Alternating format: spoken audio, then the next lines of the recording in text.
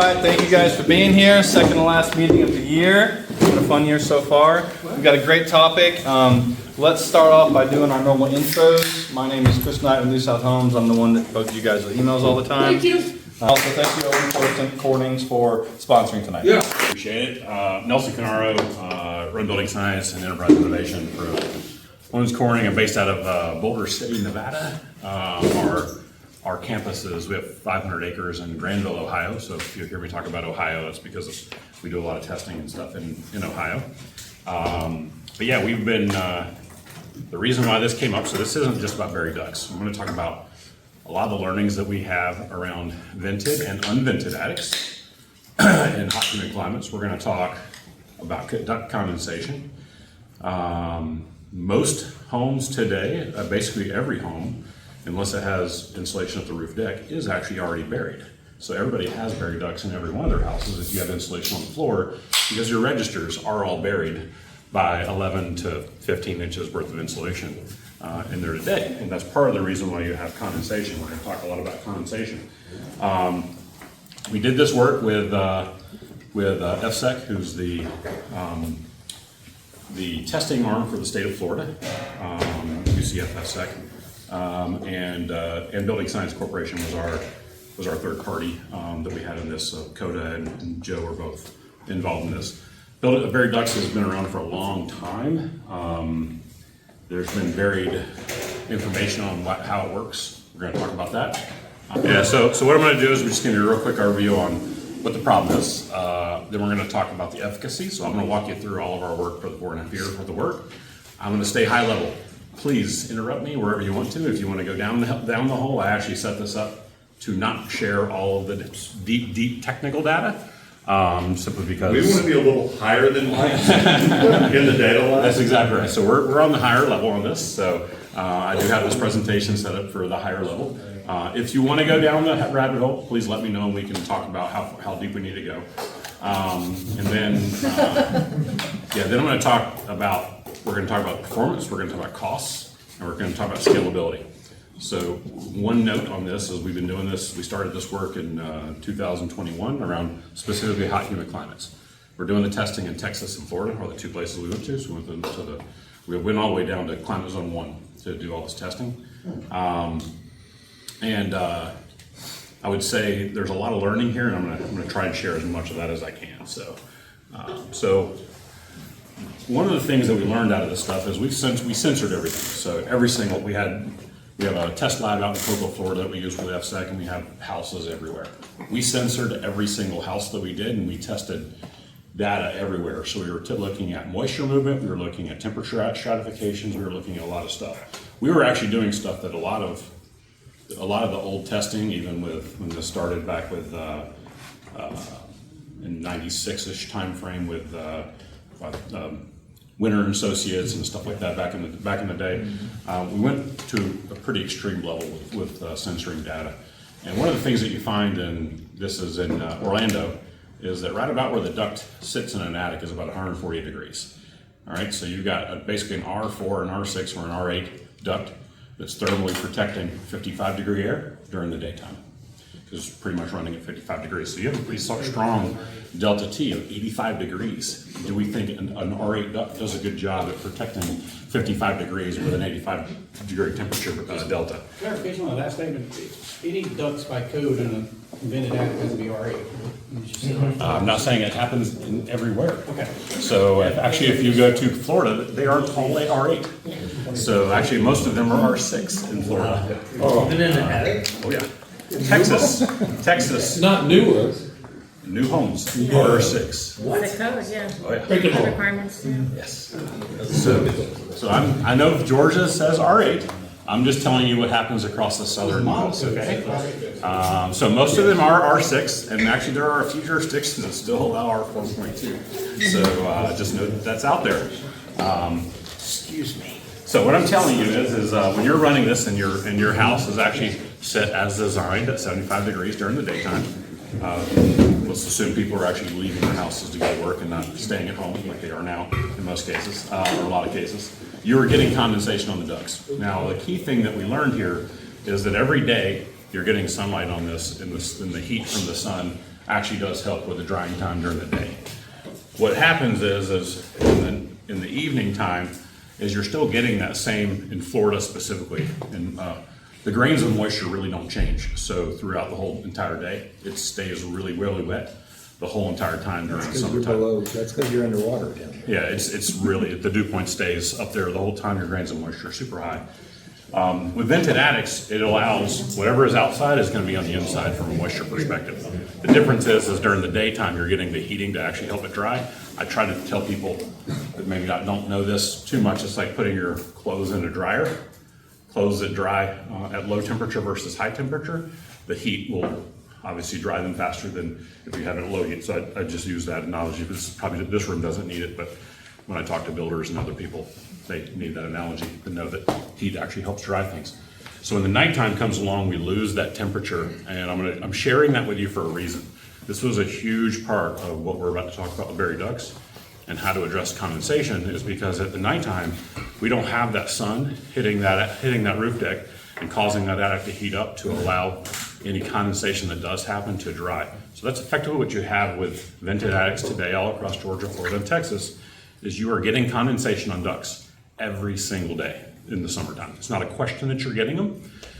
The question is it allowed to dry? And from a building physics perspective, we don't have a problem with things getting wet as long as they have the ability to dry. And the question is how much moisture does it happen, and then does the heat come the next day and actually dry that out, or does it build upon itself and actually have too much moisture, and we have durability issues. So the second issue is around thermal exchange. I just talked about that at the top, and that's the main reason why we spend a lot of money on conditioning our houses, is because we got a delta T of 85 degrees, and we have an R8 duct trying to provide thermal resistance for a delta T of 85 degrees. It's a lot of temperature for an R8 duct to go work on. So what we're going to talk about from the efficacy side here is we're going to talk about various types of buried ducts. Now, I'm going to talk about two of them, but we're not talking about partially buried. We're not talking about encapsulated. We're talking about these two here, which are basically mounded buried ducts that go on the bottom of the floor of the attic, and they're just mounted with insulation. The code tells you either put 3.5 inches over the top, or put, in this case, if it was what's our code? What's the code here in Atlanta? 38. Okay, so an R8 duct would need R30 over the top of it, because you have the 8 from the duct and the 30 that goes over the top. That would give you your that would be considered deeply buried, because in conditioned space, because it's meeting whatever the code is. So when you do completely buried, we're going to show you some stuff now.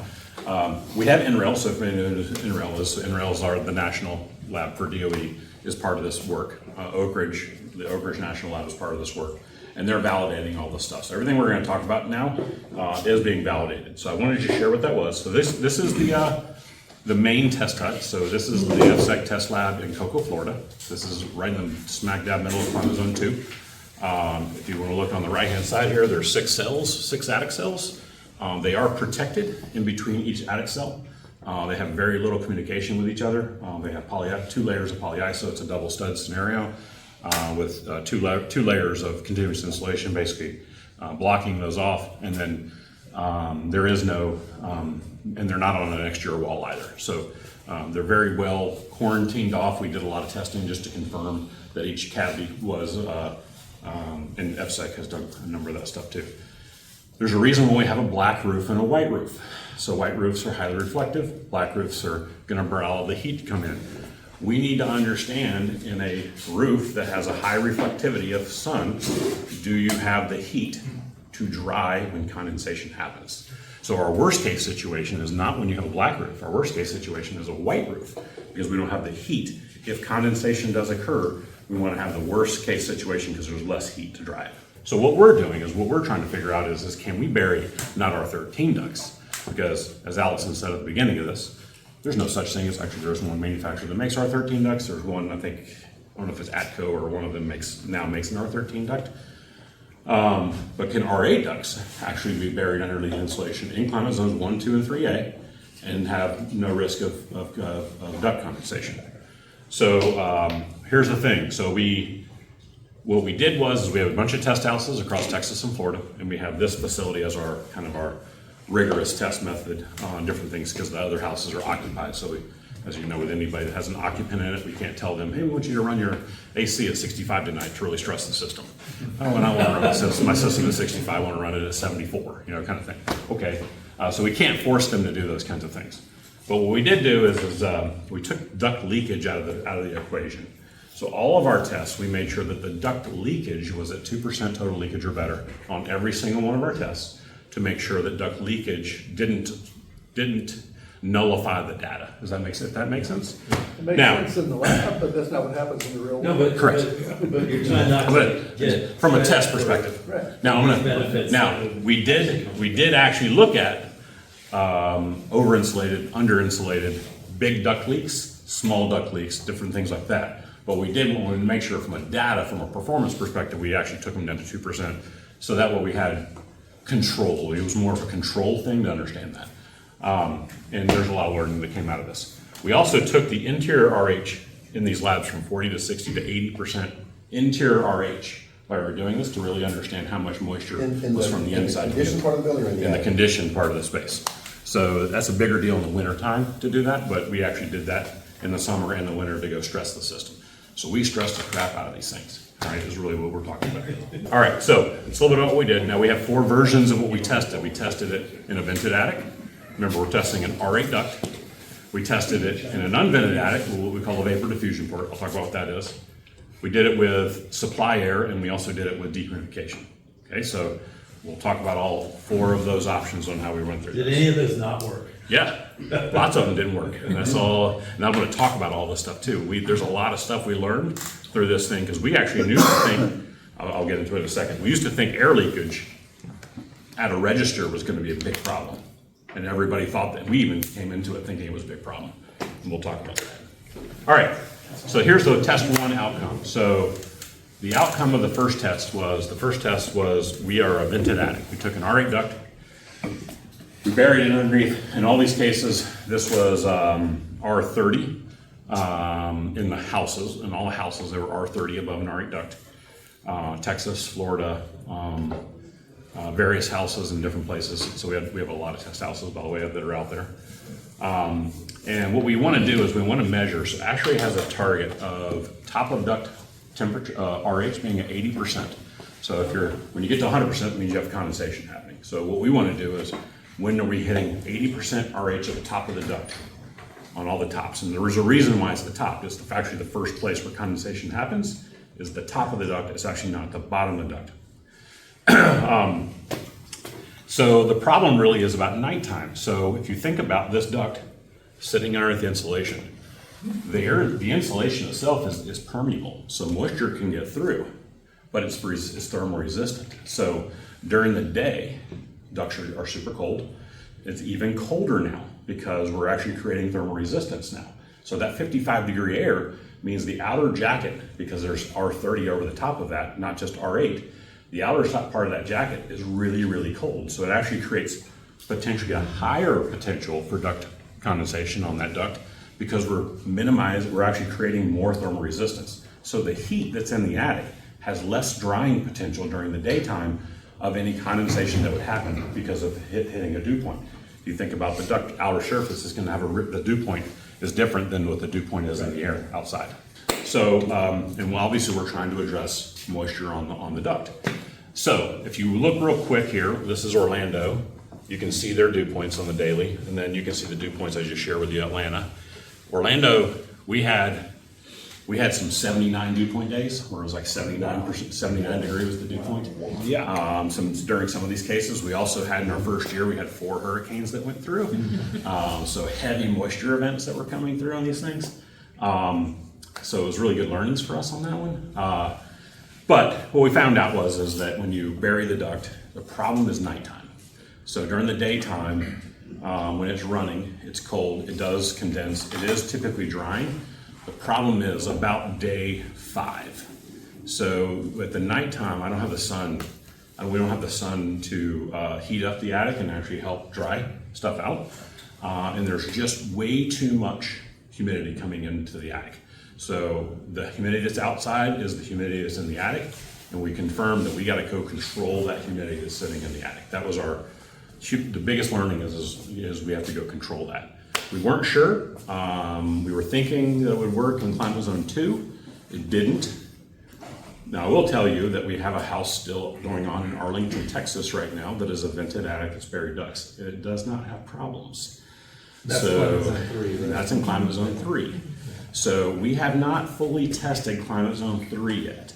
And I'm not going to share with you that we are willing to say anything about doing this in climate zone 3 because we're not. From a risk perspective, I'm the risk guy for the company, and we are not willing to do this kind of thing in climate zone 3 yet. But we have not had any issues, and we've had it up for 4 years. So you're saying We have a buried duct house with a vented attic in Arlington, Texas. The humidity is coming, you're talking about the humidity coming up at night? Yeah, so the problem, what you're getting is the humidity doesn't change, the grains of moisture stays, during the summer months, just stays heavy. It comes from the outside, and it just have that moisture sitting in that attic, it goes through the insulation, and then effectively it wets on your duct. All right, so we said, all right, we're gonna move to phase 2. So our phase 2 was summer of 21 through summer of 22. We did 2 summers of this. And what we did was we unvented the attic, and we put a vapor diffusion port at the ridge. So if, who does not know what a vapor diffusion port is? Let's just start with that. So a vapor diffusion port is everybody up to speed? Come on, All right. come on, somebody doesn't know what it is. All right. Carl doesn't always. I didn't know when I first started exactly what truly what a vapor diffusion port was. So what we're doing is we're putting a vapor open fabric, so basically a 20 permeance or higher. Delta Fox, by the way, is 250 permeance, so it's super high. And it's an air barrier and it's a water barrier though. So it allows moisture to go out, but it doesn't allow air or moisture to come in. Liquid water. Right? So or liquid water to come in. But so in the summertime, this works in hot, humid climates. This does not work in cold climates. All right, so this is not a cold climate strategy. Three is the max. That's potential. This is a potential. Yeah, I'm not going to go down the rabbit hole of vapor diffusion ports with you yet. But Joe is saying no more than 3. yeah, well, Joe has already changed his mind. So I will tell you, I've worked a lot with Joe over my time, and Joe does a lot of. Well, he's off the hip, so there's a lot of stuff he's off the hip with. Used to be a Joe, bathtub. but Joe's done a lot of testing though, so. Yeah, used to be a bathtub full of insulation, that was. So Joe is the one that said 20 permeance. I said, Joe, where'd you get the 20 permeance from? And he goes, I think that's right. I think that's right. All right, and I'm not trying to beat up Joe from that perspective, but there's not a lot of testing behind vapor diffusion ports around that. So why we do a vapor diffusion port? So we're now unventing the attic. We'll start off with talking about, well, that's the next slide. We'll start off with talking about unventing. You'll notice that I don't use the word sealed. I don't use the word sealed attic. There is no such thing as a sealed attic. Guarded attic tests, who's done guarded attic tests on spray foam attics? Who's done guarded attic tests on spray foam? Not house, I'm talking about just the attic. Where you're just understanding the leakage to the outside for the attic. How do you do that? Two lower doors, you balance, figure out what the leakage is from your inside up, and then you just test the attic to understand leakage to out. How tight would it have to be before you call it sealed? There's your question. That's the question. So, the spray foam attics that we've tested, I've never gotten below 6 air changes. What? What? Is that? On the attic part, you're On talking the about attic. guarded attic. On a guarded attic test, I've never gotten below on a spray foam attic. Now, we own a spray foam company, and I'm not a salesperson, so I'm just R&D, by the way. What was the? I've never gotten below 6 air changes. What was the sheet? The sheathing on all these cases was, just standard roof deck. Yeah, it's standard roof deck. So now on these, remember we have 6 attics. We had 2 of these that are spray foam attics. The spray foam attics, we did them exact, because we wanted to get the exact R22 at the roof deck and exactly R30 at the roof deck. We measured what was humidity, what was the A and B mixture as they were spraying it, exact. We had a 7 air change attic and an 11 air change attic. Wow. Us doing it at perfection at the time of day when we did it, on a 7 air change attic and an 11 air change attic. So when we go to top plate truss blocking, which by the way, this meets your WUI standards, anywhere places where you go to fire rated zones, Top plate truss blocking is super easy to do. There's a bunch of builders that are doing this right now. It actually is really good when they're dropping trusses in, because if they put the 22.5 inch block down, it actually sets the next truss perfectly at 24 every single time. It's super easy for them to do. They just toenail it in. Really easy for the framer to go do. But then your air sealing package person comes in and air seals around the block. So there's a little bit of cost involved with doing that. That plus a just basic soffit over the top, aluminum soffit, on our house actually came in at 7 air changes. So this top one came in at 7 air changes. The house is 7 inches. So we did houses, we've done different ones, we did houses. It's under the guarded. We're talking attic the guarded attic chest. That's a sealed attic. Unvented. attic. None of them are sealed. Unvented attic. That unvented attic has the same number as one of our spray foam attics. We also did a stucco soffit, because one of these houses was soffit, and we just rained stucco up across the top, and we just did that. That one actually came in at 11 air changes. This one came in at 9 air changes, okay? Hard stock soffit, what I call OSB fiber cement soffits, they come in around 13 air changes. So what do I care about that for? What I'm looking at is how am I reducing the attic RH? So I'm reducing the moisture loads. I want to reduce the moisture loads that are going into the attic. And we do that by unventing the attic. And if we unvent the attic, we put a sensor at the top of this duct. Our top of duct RH drops by 15% immediately just by unventing the soffits. Immediately it's 15% right off the top. Boom, 15% right off the top. All right, now we want a vapor diffusion port in there because you still are creating internal loads. Houses are occupied, unfortunately, so we have to deal with the people that are creating the moisture that are in there. And so we need to make sure that moisture, because we're getting 40 and 50% leakage going through that attic ceiling, and it needs a place to go out. So Oak Ridge did a paper on this. Actually, somebody was talking to me about Mika Salambata earlier. Somebody was talking about, Mika actually did some work on this over at Oak Ridge. NREL did that work in 2024 with KHOB and confirmed the hydrant buoyancy and where the moisture was going. This is really driven around Joe Stebrick's. This is actually validated Joe's work. That why you need 20 permeates of air to go, and why you need it at the ridge is because the hydrant buoyancy pushes the moisture up. It's going to push us to the ridge, and you need that as a safety valve for moisture. It's a safety valve for moisture to get out for your internal occupant loads. Okay, because if we're blocking the majority of the moisture that's coming in through the soffits, we still have moisture that's still migrating up through hydrant buoyancy, through the drywall, through cracks, gets up to the top, and it needs a place to get out. Okay, so that's what the reason for the vapor diffusion port. Now we did bring this up, Amelia and Mike, when we talked to this about the Georgia code people, and they were like, "What the hell is that?" Like, I don't know what that means. So they went all crazy. But we talked about this and why they need to put this into the code. So you do that. This is what it looks like. It's just this was a remodel. So this isn't a traditional hole. This was a remodel we did. We put the Delta Fox over it. Now we also we have a 21 perm material we used. We have a 40 perm material we use. We have a 50 perm material we use, and we have a 250 perm material we use. The 250 perm material and the 20 perm material almost work exactly the same. The point being is when you get to 25 perms, it's effectively an open door for moisture. The higher you go, it doesn't really change a whole lot after that.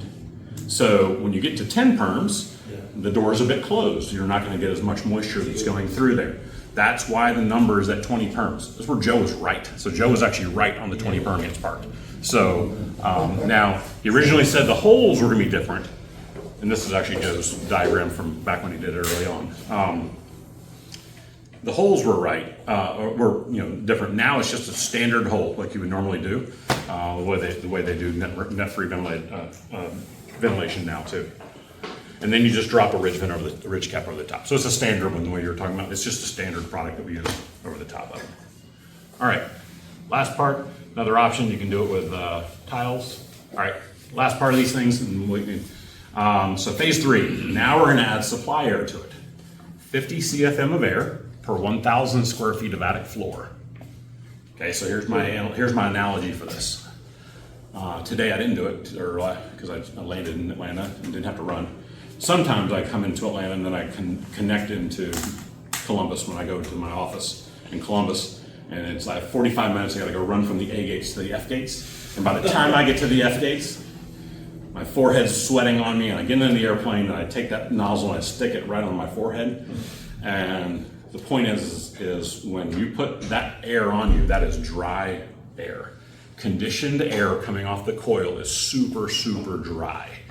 So we knew this coming up front. The thinking is if I put that cold dry air and I stick it on a metal register, we were still gonna have moisture issues. So we on purpose took a bunch of CFM, I don't remember actually how much it was, and we shoved them in 4 of our attics, we shoved them right at the metal registers. And they are dry as a bone. So this was in the middle of July, and we did this for 3 straight weeks, and they got drier. So we have condensation sensors on there too. They got drier, so they actually dried out more. So we thought that leakage on a metal register or on a metal boot was actually gonna cause more moisture. It didn't. It actually caused everything to dry out. So what this is telling us is that we did this during the summer. The whole last summer, actually the whole last year, we ran our interior temperatures at 40, 60, and 80% interior RH. And we ran it at 65 degrees the whole time. We stressed the crap out of the system. We changed our test to where there was no black roof. It was only white. Because remember now when you put a white roof on there, the ones we used on this one, which is the most reflective we could find, it's an immediate 15-degree temperature drop in that attic. So there was less heat to go dry it. And we went and said, all right, now let's go test it. So our last full year, we tested it that way. And here's the results of it. So the results are this. So we had 6 attics in there. And this was under the black, this is under the white. This is before we changed it over. Under the dark roof, what you're seeing here is this cell here in the yellow, those 2 weeks as we're looking at here. This cell in the orange or pink or whatever that color is there, that's under the white roof. It's exactly the same setup, meaning leakage rate. The same amount of leakage of air coming in based off of the construction type. The only difference is the white metal roof. These 2 cells are exactly the same, the blue and the purple the same. The difference is week 1, this week we had put supply air in. This week we didn't put supply air in. Into the attic. Into the attic. The 50 CFM per 1,000 square feet of space. When we put the supply air in, as you would assume still, under the dark roof it works better, under the white roof it doesn't because we have less heat to dry it. But we never got above 80%, and by once I roll, almost there, the last summer that we did this, we ran this the whole summer at 65 degrees under a white metal roof at 60 or 80% RH, internal RH, and we never got above 80% RH on the top of the duct through the entire summer. Just shows you how much condensation and moisture control we have by blocking the air carrying moisture from getting into the attic, using a little bit of supply air and having a safety valve for moisture to get out. We don't have duct condensation issues now at all. So I'm telling you don't actually tell you the other thing is if I take this duct and don't bury it and I send it up here and I just leave it suspended, your duct condensation issues are gone. Because you don't have a vented assembly. You're not allowing the moisture to come in to create the condensation onto your duct. And if you have vented attics and you're having issues on just because of temperature change on the attic floor, which people have that, especially in closets and things like that too, this addresses it because you're dropping the amount of bulk moisture that's getting into the attic, and it causes all that stuff to come down so that you don't have condensation control issues at all in your attic throughout, especially during the summer. This only happens to you guys in the summer. So the issue is that it happens in the summer. You may see it in the winter time, but it happens in the summer. That's when it's happening. This is when you're getting the moisture accumulation, causing those vents to turn brown and rust on you and causing the water spotting. Every house that we've done, and we actually have some 60-foot duct runs in some of our houses, we never gotten more than a 1.8 degree temperature delta on the longest duct run in a house. So that means that 55 degrees off the coil is 57 degrees to the register. Even with that 3 to 5 feet of insulation, right? Correct. We've never gotten more than 2 degrees of temperature change. The average that we're seeing on the houses that we've tested were upwards of 18 degrees when you're suspended, but they were typically sitting in the range of 14 to 17 is what we're seeing. And the most big one, most we ever saw in the longest duct run was an 18 degree temperature delta on the longest duct run. That means that every single room in the house is at least being supplied at the right temperature of air. Now, if it's a south facing and it has a bank of windows, I can't help the thermal gain that you're getting through the windows and all those kind of things, but at least the supplier that's going to every single one of the rooms in the house is effectively the same. Okay, so that's the key thing here. White reflective roof, so we did this for a whole year, we never got above 66% top of duct RH. So we didn't have any condensation on those ducts that were buried for a whole year. So just showing you that when we moved it to the worst case situation at the 68 degree set point, it was 68 degrees what they ran it at. We dropped it to 65 every so often during the summertime, but it was 68 most of the time. And everything was right reflective, so at the least amount of potential for drying, we stayed below 66 degrees. Just what phase is this, the phase 3 or? This is phase 3, so with supplier. This is with supplier. This is with supplier. Suspended ducts is the yellow, it's the baseline, sorry.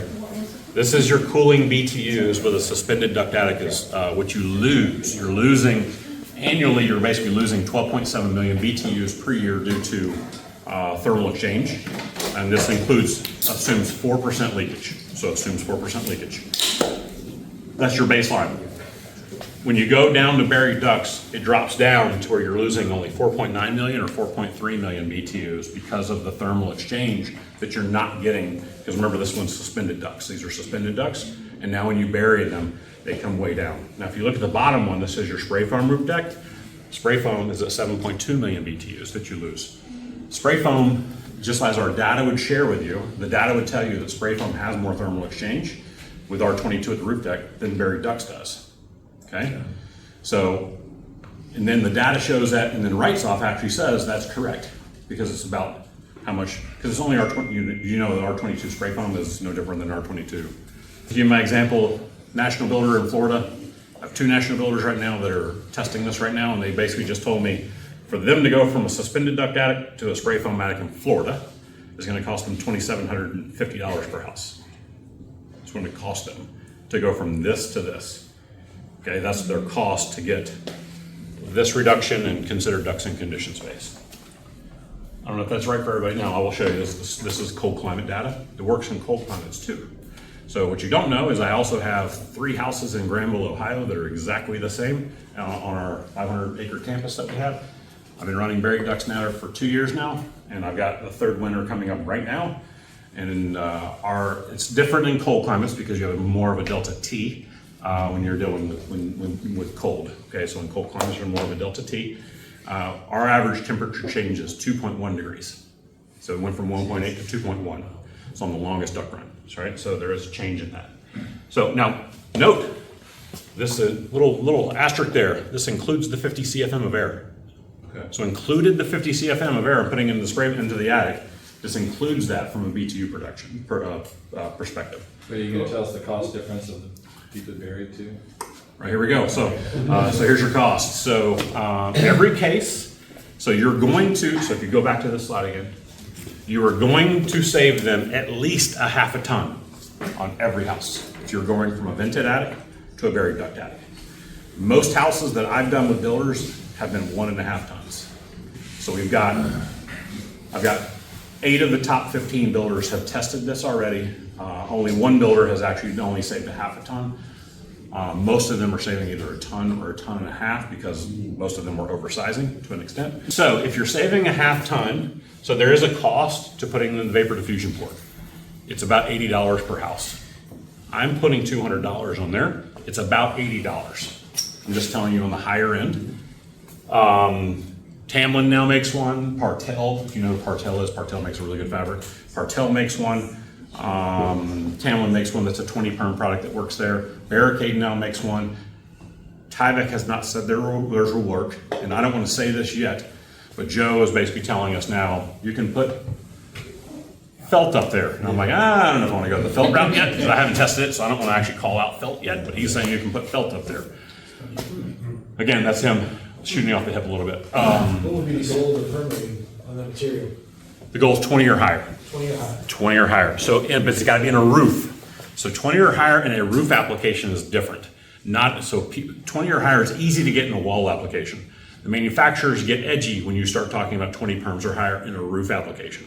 Simply because when you're dealing with 20 perms in a roof, your water's not just dripping off. It's a slower roll off of it. So it sits on there a little longer. So that's why they like lower permeance, to make sure they're not in any lawsuits from a moisture perspective.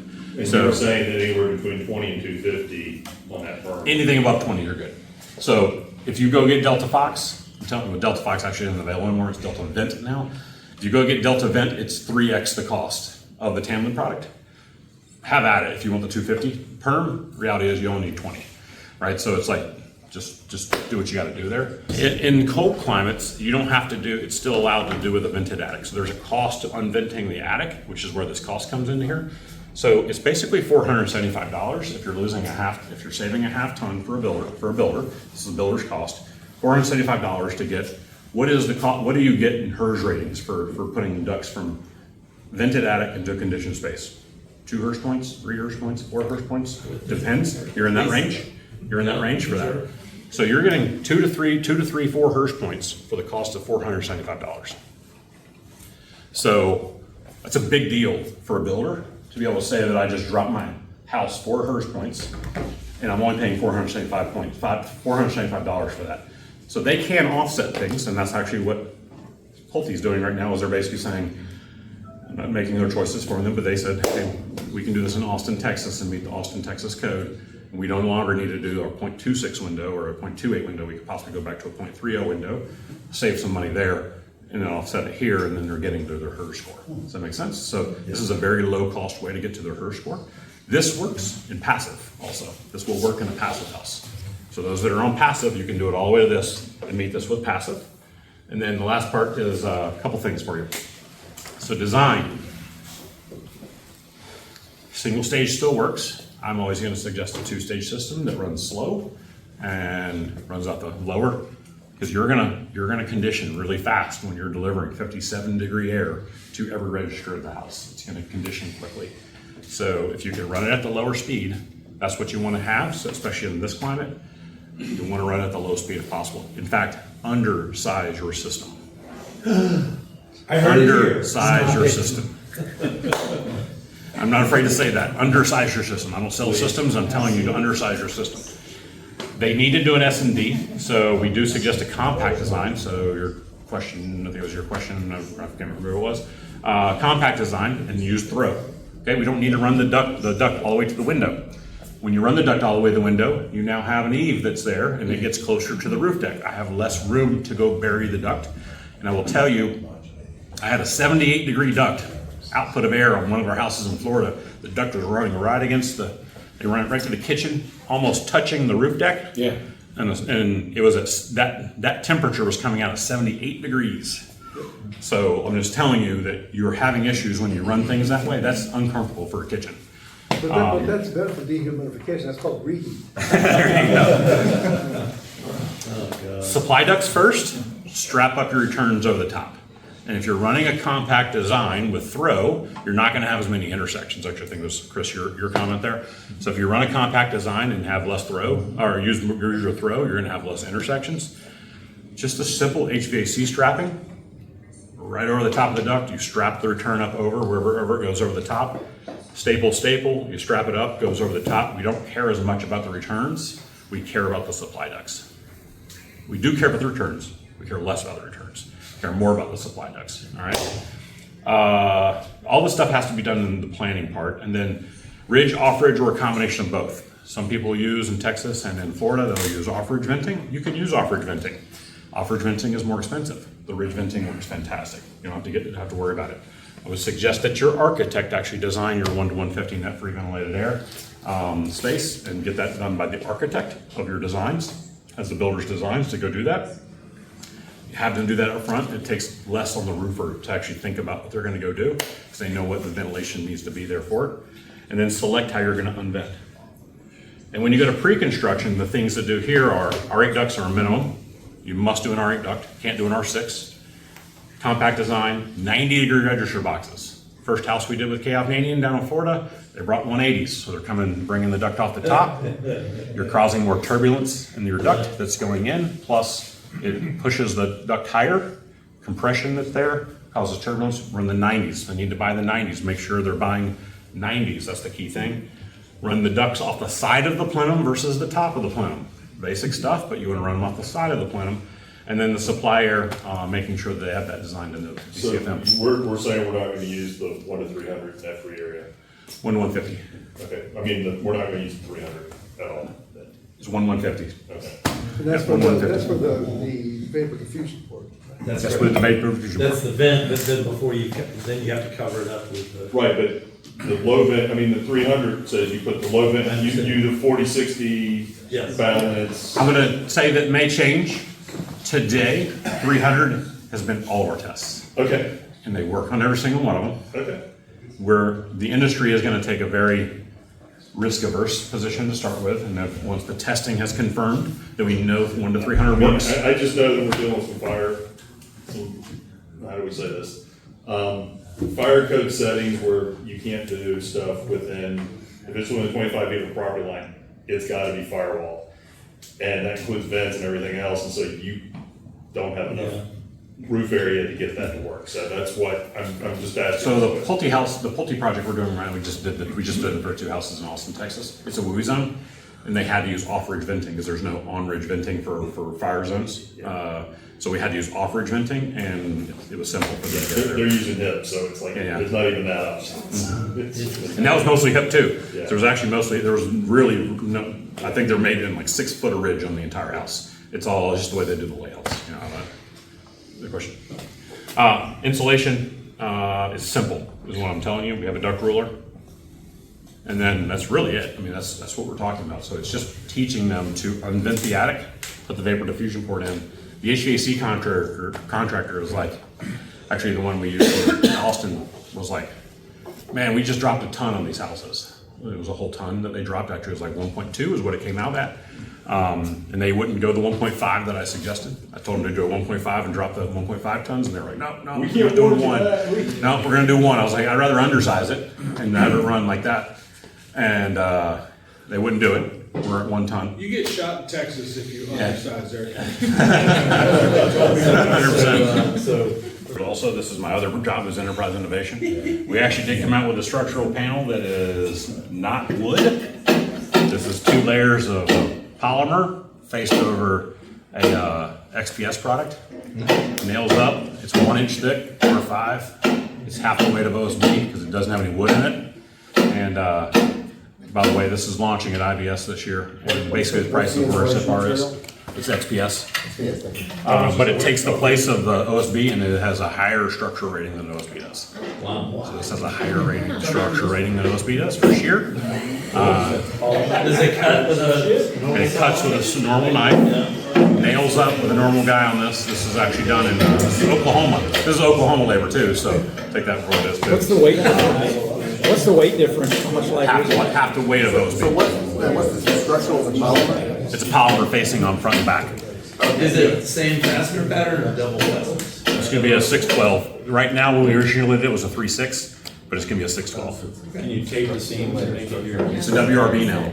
So you tape the seams as a WRB. The funny part is when you fire a pin through it, because it's polymer, it melts to the fastener, and it doesn't allow any water. In fact, we had this out on an off-site facility in Phoenix, and it was outside, and it rained on it for 2 days straight. In Phoenix, are you sure? It was just went through because we're in a rainy season right now. We get heavy rain really fast, and all of the nails on the top rusted because they didn't let the water go through. The water stayed on the nail and wouldn't let it go through because they had nailed it, the pre-paneled walls, right? Before they shipped it out, and it was all nailed up. So this is launching. You'll see us at IBS this year.